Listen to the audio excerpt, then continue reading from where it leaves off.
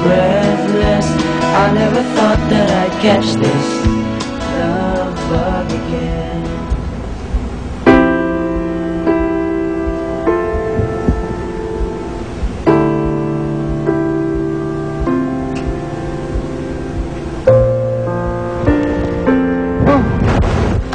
Gusto na pakiramdam mo? Ito, okay na. Ako pa? Wow! Ang yabang mo kanina nga lang namimilipit ka sa sakit dyan. Oo na, salamat sa gamot na pinainom mo. Nakatulog ako, saka wala na yung hapte. Yun! Marunong ka naman palang mag-thank you You're welcome. Tara na nga. Saan? Di saan pa? Di hahanapin natin ulit mga shota natin. Bakit? Nakalimutan mo na ba? Hindi ikaw lang itong inaalala ko. Kaya mo na ba? Tara na, okay lang. Kaya ko na sarili ko. Go. Sabi mo tara.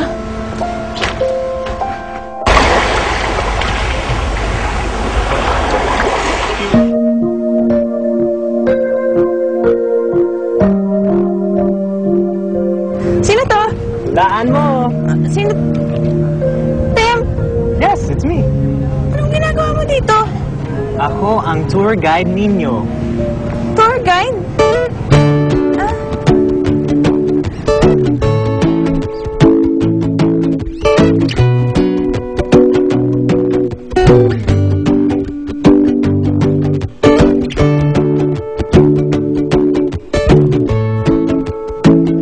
Elementary pa lang tayo. Dami-dami nang nagkaka-crush sa'yo. Pero ikaw, hindi ka naman nag-crush sa akin Sino nagsabi sa'yo? Talaga? Seryoso? Ikaw lang naman ang manhid noon, no? Natago mo pa rin to? Siyempre. That picture reminds me that some things always remain the same. And there's something called forever.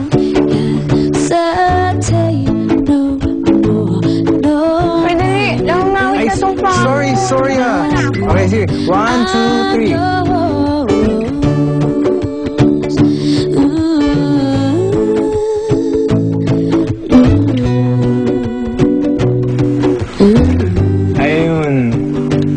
Baliw ka talaga. Oh, yun. Ngayon, perfect place na dito. Kasi nakakasmile ka na. Ewan ko sa'yo. Yan.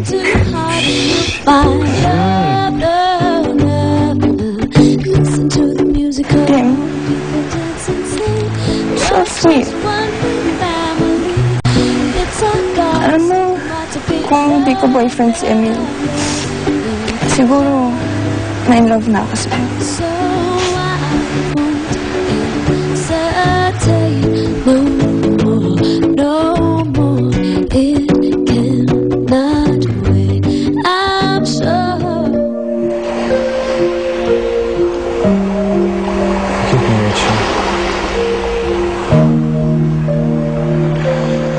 Tim, dapat kumilos ka na.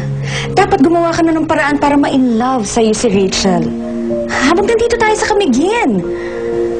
Tita, nagigilty na ako. This is so wrong. Tim, bakit ka magigilty? You like Rachel, hindi ba? In fact, matagal mo na siyang mahal. Hindi mo lang masabi sa kanya kasi lumaki kayo na para magkapatid. But this is the perfect opportunity for you to tell her the truth. Unang-una, malayo si Rachel sa boyfriend niya. Second, makakapag-solo kayo dito sa Camiguin. Tim, what can you ask for? You can do it, Iho.